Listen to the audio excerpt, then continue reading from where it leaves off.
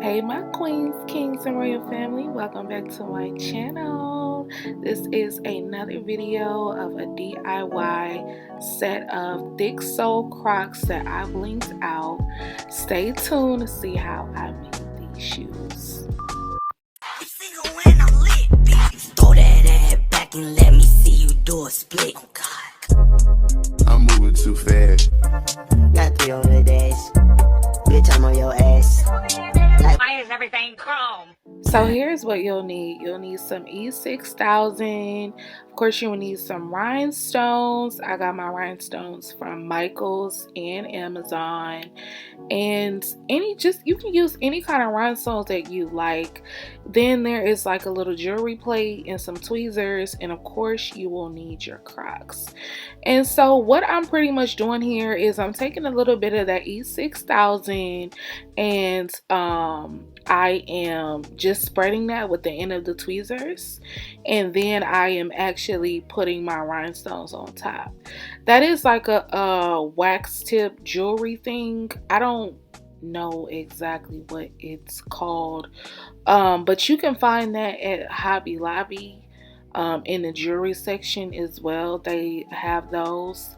I want to say they're about $25, but you can get a coupon to get it for like 15 bucks or something like that. They always have coupons for Hobby Lobby, but I'm basically going around the circles on the shoe, and my recommendation is to do that first before you do any other kind of stones, just to make sure you have those bases covered to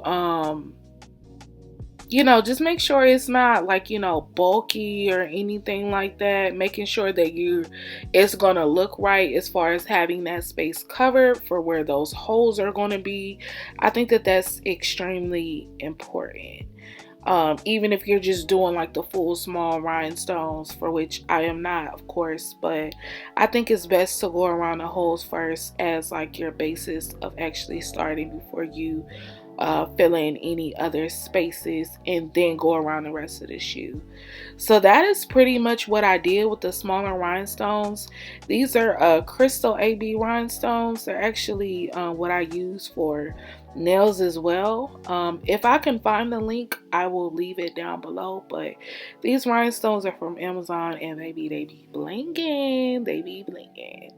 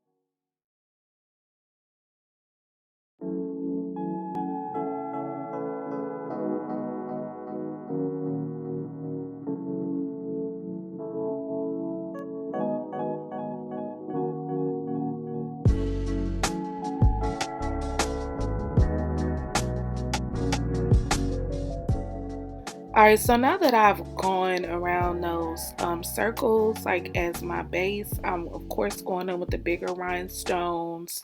I'm going to use these here. I'm going to use the other crystal ones that I showed you, the bigger crystal ones, and then the big crystal ones that have those shape that you see on the bottom left corner. And I'm just going to go in and fill in that for the entirety of the rest of the shoe, making sure that I don't leave like any gaps or spaces or anything like that.